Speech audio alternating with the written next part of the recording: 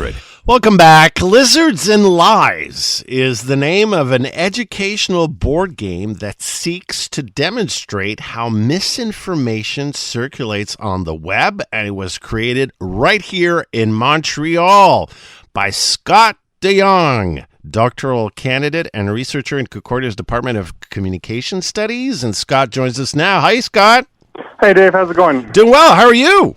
I'm doing good. I mean, I'm getting to eat some holiday food, and people are talking about a game I made, so no complaints. Yeah, great. So tell me about Lizards and Lies. Tell me about this game.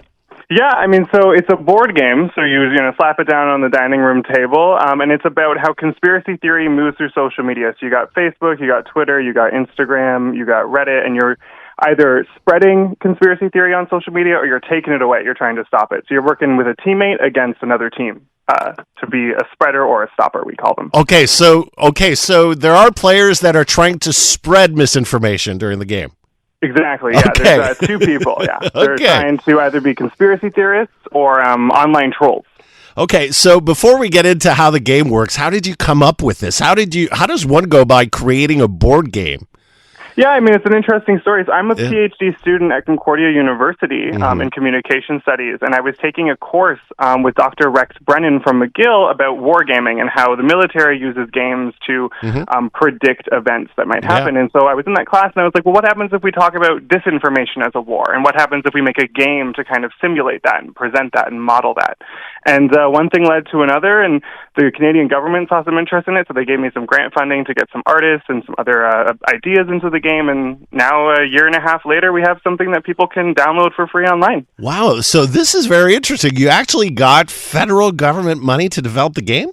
Yeah, it was part of a larger government grant program around disinformation in Canada. And so it was part of a larger research project that was looking at how algorithms kind of influence our social media news feed. So how the information you might see on your smartphone, on Facebook and social media, why does it get there? Why do we see it? Okay, so because we're on the radio, no visuals, so try to explain to me how the game works. I mean, okay, so we're 4 people, is that it? Yeah, you're 4 people and you're in 2 teams. Okay. So you're with a teammate, and you're either trying to add conspiracy theory to social media networks, or you're trying to take it away. And how that might work for people familiar with board games or card games, that you have like 5 cards in your hand, and you can play those cards to do different things. So if I'm trying to add conspiracy theory to, say, Facebook, I might play a card that lets me add conspiracy theory to one community and then add it to another community.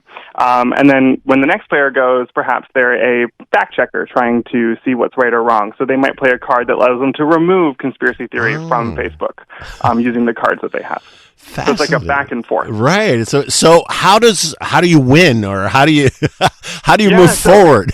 That was a real challenge in designing the game, because how do you ever win when it comes to disinformation? Because these days it seems that disinformation is winning by a mile. Exactly. You kind of always feel like you're against the grind. And so the game is designed that you win kind of by control. So if you're trying to spread, how much of social media can you make believe your ridiculous claims? And if you're trying to stop it, you're trying to save as much of social media from kind of falling to these false stories. Okay, so how long would a game usually take? Is it like Monopoly? Does it last like 3 days, or? It's a bit longer than perhaps your average game. It would be shorter than 3 days. I find that most of the time when I run it with people with an explanation, it takes about 2 hours total. Okay. But I've played it a lot, and I can play it in about 30 minutes. But the first time people play it, I say book about 2 hours of time. Okay. Did you create this alone, or did you have help? It started as a solo project, and I definitely am the sole designer. But there was some other people that helped with the graphic design. One artist was named Alexandre Busante, who was also a student in Montreal. And there were some other people on the research team, such as Dr. Fenwick McKelvey from Concordia. Okay. So it's an educational game. But I mean, what's the fun factor here? I mean, if you like to feel a little bit maniacal because you're watching as Facebook communities like cute puppies and living in Canada start to believe your ridiculous conspiracy theory that birds are government drones or something, there's some fun kind of in watching it spread. And if you're someone who plays games and you like to kind of try to control or stop people in their tracks by denying them what they want to do, then playing someone who's stopping conspiracy theory can kind of add some options for those kind of play styles. So why Lizards and Lies? How did you come up with that title? Yeah, so the game is about misinformation, but I focus on conspiracy theory because I find that the average person can connect a little bit more than when we say misinformation, because, like, what is that? And so there's two conspiracy theories in the game. There's one about alien lizards replacing world leaders and trying to take control of the world, and the other one is about birds have been replaced by government drones and are spying on the population. And both of these are long-proven false theories that the average person does not believe in, so they kind of became something that we could use to make fun of, or at least keep it light when people are playing. Interesting. And so how can one get his or her hands on the game? Yeah, if anyone just Googles Lizards and Lies, they should find the website, lizardsandlies.ca, and you can go right on there and you can download all of the game art, all of the game assets, the rule book in French, English, also in Lithuanian, and you can download, cut it out, and play it. Lithuanian? Yeah, I feel like that always raises a question mark, right? Yeah. There's a little bit of a story there where the game was picked up by the Canadian Embassy, and I went over to Lithuania and worked with them to talk about Russian disinformation, and we talked about using the game there in their high schools, which has been a really cool development. So, but does this game actually live in the physical space, or you play it online?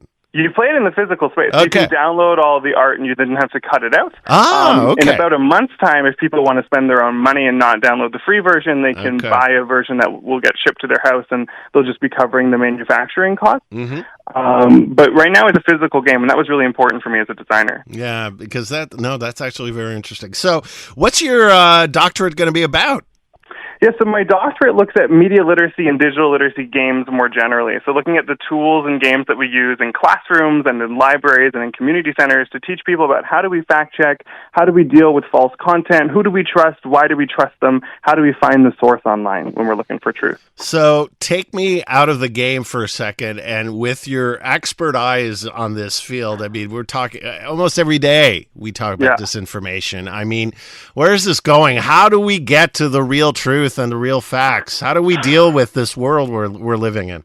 I mean, that's the big question, right? And I don't know if we can get to the answer in the short time of a radio interview. You have 30 seconds to solve the world. 30 seconds, right? Exactly.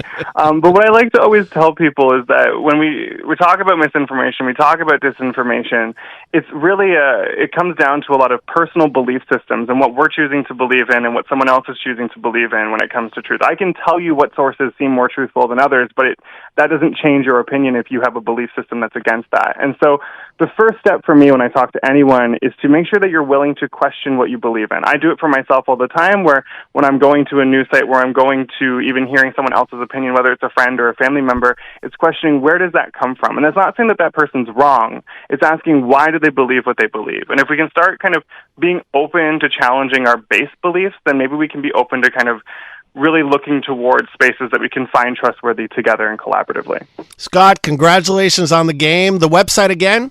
lizardsandlies.ca. Okay, we'll check it out. Congratulations again, and thank you for coming on this afternoon. Thanks so much. It's been a pleasure. Scott Dejong, doctoral candidate and researcher in Concordia's Department of Communication Studies, who created a board game on misinformation right here in Montreal, Lizards and Lies. Check it out.